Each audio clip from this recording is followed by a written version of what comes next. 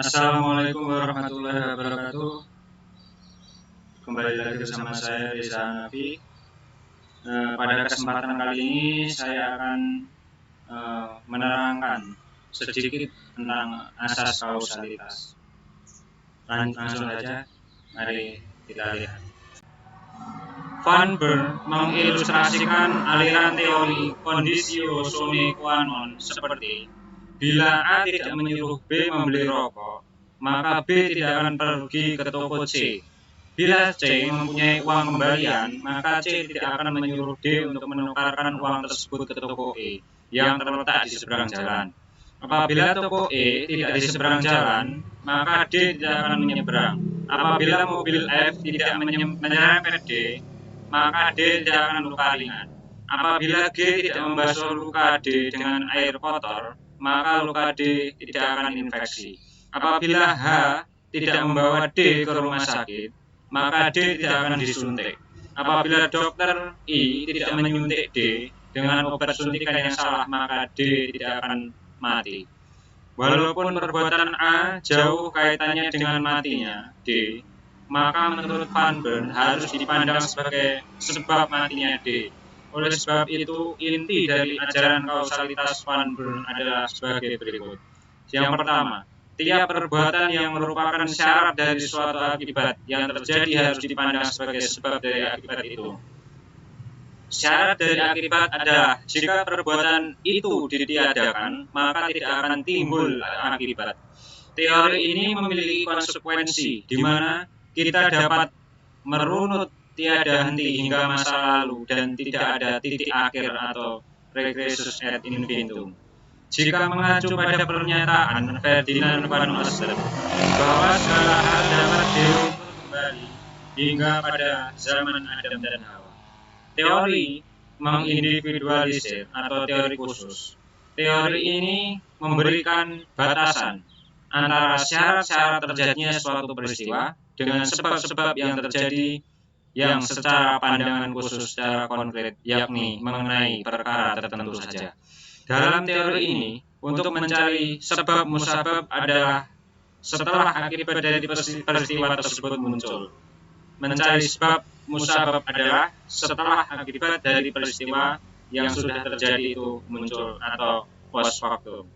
Dengan kata lain, mencari kondisi yang nyata atau real, in the concreto, yang berasal dari rangkaian-rangkaian perbuatan yang ada, maka dipilih untuk perbuatan dominan yang dianggap atau diperhitungkan sebagai sebab dari akibat. Dan hal tersebut dibagi kembali sebagai berikut. Untuk yang pertama, teori pengaruh terbesar atau der Mechanisme dari Birchegger. Menurut teori ini, dari serangkaian faktor yang oleh Van Bern diterima sebagai sebab, maka dicari faktor yang dipandang paling berpengaruh atas terjadinya akibat yang bersangkutan. Syarat yang secara pasti dapat dianggap sebagai sebab musabab terjadinya suatu akibat yang paling besar pengaruhnya, yang paling kuat pengaruhnya, Bridgman. Syarat yang paling dekat kepada timbulnya akibat itu diberikannya pemisalan jika dua kuda menghela sebuah kereta, maka berjalannya kereta itu adalah disebabkan oleh tarikan dari salah satu seekor kuda yang terkuat di antaranya. Yang kedua adalah teori yang paling menentukan atau dari Carl Binding. Binding berpendapat sebab dari suatu perubahan sangat identik dengan perubahan dalam keseimbangan antara faktor yang menahan negatif dan faktor positif. Faktor positif adalah yang memiliki keunggulan terhadap syarat-syarat negatif. Statusnya sebab merupakan faktor atau syarat terakhir hingga mampu menghilangkan keseimbangan. Syarat yang harus dianggap sebagai sebab adalah syarat positif yang menjurus kepada timbulnya akibat untuk melebihi syarat negatif yang menahan timbulnya akibat. Teori kepastian, Dear as the burden dari Koch. Yang ketiga adalah teori kepastian. Dalam teori ini menjelaskan yang berkaitan dengan sifat yang menimbulkan akibat yang terjadi. Ajaran Kohler ini merupakan bentuk variasi dari ajaran Brigmacher. Bukan tentang kuantitatif mana paling berpengaruh, melainkan mana kualitatif menurut sifatnya penting untuk timbulnya akibat. Ajaran Kohler ini menciptakan kesulitan apabila syarat-syarat tersebut nilainya hampir sama. Misalnya, seseorang yang sangat alergi terhadap suatu racun, lalu racun dikonsumsi kepadanya dalam dosis tertentu, yang mana secara normal dosis tersebut tidak akan mengakibatkan kematian terhadap orang. Apabila ia mati, maka alergi itulah yang lebih menentukan daripada racunnya tersebut.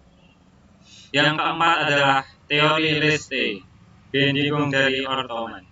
Menurut teori ini, bahwa sebab merupakan syarat terakhir yang menghilangkan keseimbangan antara syarat positif dengan syarat negatif, sehingga menghasilkan syarat positif yang menentukan.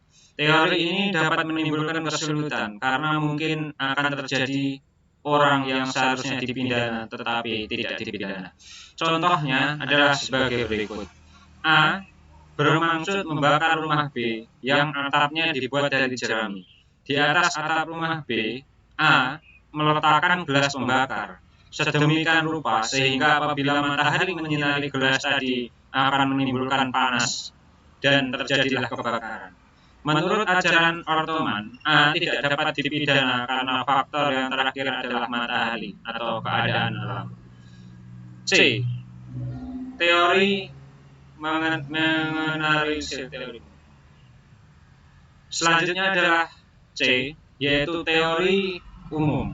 Teori ini yang juga menganut ajaran pembatasan, mendasarkan penelitiannya kepada fakta sebelum delik terjadi ante factum, yaitu pada fakta yang umumnya menurut perhitungan yang layak. Dapat dianggap sebagai sebab yang menimbulkan akibat itu. Fakta yang dianggap sebagai itu mencakup dan selanjutnya menimbulkan akibat itu. Ajaran ini disebut teori umum. Dalam teori ini dikenal teori yang berbeda. Perbedaannya bertolak pangkal pada pengertian dan istilah perhitungan yang layak. Kelompok dari teori ini yakni yang pertama adalah teori keseimbangan atau teori adekuat dari von Kreis. Menurut teori ini, bahwa yang harus dianggap sebagai yang menimbulkan akibat adalah syarat yang menurut perhitungan yang normal, seimbang dengan akibat itu. Van Kreis berpendapat perhitungan yang normal adalah keadaan yang diketahui atau harus diketahui oleh pembuat atau yang disebut dengan adequate subject, keseimbangan subjektif, atau dengan kata lain yang menjadi penyebab dari rangkaian ialah faktor-faktor yang berhubungan dengan terwujudnya delik. Hanya satu sebab saja yang dapat diterima, yaitu yang sebelumnya dapat diketahui atau disadari oleh pembuat. Misalnya, orang yang menaruh gelas membakar di antara jerami lebih dahulu mengetahui atau secara patut dapat menduga dan menyadari. Jadi dapat diramalkan dengan kepastian lebih dahulu akan terjadinya akibat yakni kebakaran. Menurut von Kreis, yang harus dicari ialah pengetahuan atau dugaan sehingga pelaku menyadari perbuatan tersebut sebelum ante factum terwujudnya akibat. Dan perbuatan tersebut bagi pelaku harus sepadan, sesuai atau sebanding dengan akibat yang sebelumnya dapat diketahui setidak-tidaknya dapat diramalkan dengan pasti oleh pelaku. Yang kedua adalah teori keseimbangan objektif dari Rumlin. Menurut teori ini, bahwa yang dimaksud dengan perhitungan yang normal itu bukan hanya keadaan yang kemudian akan diketahui secara subjektif, tetapi juga keadaan-keadaan yang akan diketahui secara objektif. Misalnya X memukul Y tepat kena perutnya, yang kebetulan Y mengidap penyakit malaria akut dan limpahnya bengkak. Akibat limpa Y pecah dan tidak lama kemudian mati. Jika ajaran von Christ dan Roman dihubungkan dengan contoh kasus tersebut, maka kalau menurut ajaran von Christ, X tidak dapat disalahkan atas kematian Y. Apabila pukulan X pada Y itu begitu berat sehingga menurut perhitungan yang normal tidak akan mengakibatkan kematian Y. Dan jika X tidak mengetahui bahwa Y sedang mengidap penyakit malaria akut, sedangkan menurut ajaran Rumlin, walaupun dalam hal ini X tidak mengetahui bahwa Y sedang mengidap penyakit malaria yang berat, X tetap dapat dipersalahkan karena perbuatan itu telah menyebabkan kematian Y. Yang ketiga adalah teori keseimbangan gabungan subjektif dan objektif dari Simons. Teori ini merupakan gabungan antara teori keseimbangan yang subjektif dari von Christ dan teori keseimbangan yang objektif dari Rumlin. Menurut Simon, untuk menentukan syarat sebagai sebab yang menimbulkan akibat, haruslah memperhitungkan dua keadaan. Yang pertama adalah keadaan yang diketahui oleh pembuat sendiri dan keadaan yang diketahui oleh orang banyak, meskipun tidak diketahui pembuat sendiri. Sehubung dengan contoh kasus tersebut di atas dihubungkan dengan ajaran Simons, maka haruslah diperhitungkan apakah X mengetahui bahwa X sedang mengidap malaria yang berat, dan bagaimana orang dapat mengetahui bahwa Y sedang mengidap penyakit malaria. Maka dari kondisi Y secara fisik, semisal Y badannya kurus, mukanya pucat, tetapi perutnya besar dan sebagainya. Selanjutnya kita pada D, atau teori relevansi dari Metzger. Teori ini menjelaskan dalam menentukan hubungan sebab akibat kasualitas tidak memunculkan perbedaan antara syarat dengan sebab seperti teori yang menggeneralisir dan teori yang mengindividualisir, melainkan dimulai dengan menafsirkan rumusan tindak pidana yang membuat akibat dilarang. Seterusnya, mencoba menemukan perbuatan manakah kiranya yang dimaksud pada waktu undang-undang itu dibuat. Jadi, pemilihan dari syarat-syarat yang relevan itu berdasarkan pada yang telah dirumuskan dalam undang-undang. Dari rumusan delik yang hanya membuat akibat yang dilarang, dicoba untuk menentukan akibat dari perbuatan apakah kiranya yang dimaksud pada waktu membuat larangan itu. Selanjutnya, menurut Mulyanto, bahwa jika pada teori-teori yang menggeneralisir dan yang mengindividualisir, pertanyaan pokoknya adalah teori yang menggeneralisir dan yang mengindividualisir, adakah kelakuan yang menjadi sebab dari akibat yang dilarang? Maka pada teori relevansi pertanyaannya adalah, pada waktu pembuat undang-undang menentukan rumusan delik itu, perbuatan-perbuatan manakah yang dibayangkan olehnya dapat menimbulkan akibat yang dilarang? Jika demikian halnya, maka teori relevansi bukanlah lagi menyangkut kasualitas, melainkan mengenai penafsiran undang-undang. Suatu teori yang hanya menyangkut interpretasi belaka. Dari penataran di atas dapat kita simpulkan dalam suatu ringkasan yang sedikit, yang mana dalam ilmu hukum teori sebab akibat dipergunakan guna menemukan siapa yang dapat dimintai pertanggungjawaban. Keberadaan teori sebab akibat tidak serta-merta dilandaskan dengan tataran yuridis, akan tetapi lebih mengarah pada tataran filosofis von Bury memperkenalkan teori conditio sine qua non dengan pandangan bahwa tiap-tiap perbuatan adalah sebagai dari akibat yang timbul. Semua syarat untuk timbulnya suatu akibat adalah sama sebagai sebab yang tidak dapat dihilangkan dan harus diberi nilai yang sama. Dalam teori mengindividualisir, terdapat batasan antara syarat-syarat terjadinya suatu peristiwa dengan sebab-sebab yang terjadi yang secara pandangan khusus secara konkret yakni mengenai perkara tertentu saja. Brigmeier berpendapat syarat yang secara pasti dapat dianggap sebagai sebab musabab terjadinya suatu akibat yang paling besar pengaruhnya, paling kuat pengaruhnya, Binding memiliki pandangan bahwa perubahan sangat identik dengan perubahan dalam keseimbangan antara faktor yang menahan negatif dan faktor positif. Kohler dengan teori kepastian berpandangan bahwa bentuk variasi dari ajaran Brigmeier bukan tentang kuantitatif mana yang paling berpengaruh, melainkan mana yang kualitatif menurut sifatnya penting untuk timbulnya akibat. Dalam teori keseimbangan atau teori adekuat dari von Gries menjelaskan bahwa perhitungan yang normal adalah keadaan yang diketahui atau harus diketahui oleh pembuat atau yang disebut dengan adekuat subjektif keseimbangan subjektif.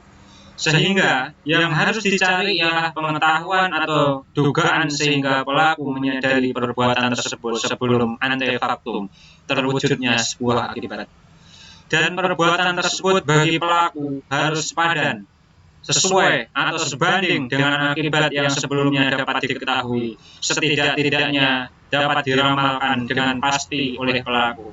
Dalam teori keseimbangan objektif dari Romelin memiliki pandangan bahwa perhitungan yang normal itu bukan hanya keadaan yang kemudian akan diketahui secara objektif, tetapi juga keadaan-keadaan yang akan diketahui secara objektif.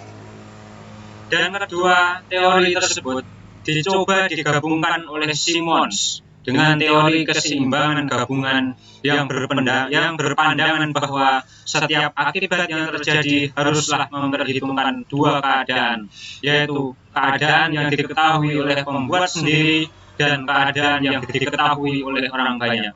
Meskipun tidak diketahui pembuat sendiri, Metzger dan teori relevansi menambahkan bahwa hubungan sebab akibat kausalitas tidak memunculkan perbedaan antara syarat dengan sebab seperti teori yang menganalisir dan teori yang mengindividualisir, melainkan dimulai dengan menafsirkan rumusan tindak pidana yang memuat akibat dilarang.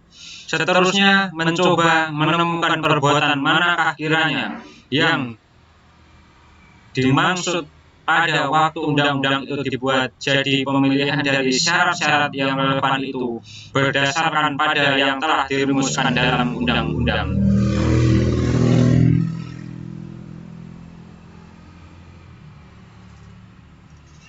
Berikut tadi adalah sedikit penataran atau gambaran dari asas kausalitas. Sedikit banyaknya bila ada kekurangan mohon dimaafkan. Sekian, terima kasih. Wassalamualaikum warahmatullahi wabarakatuh.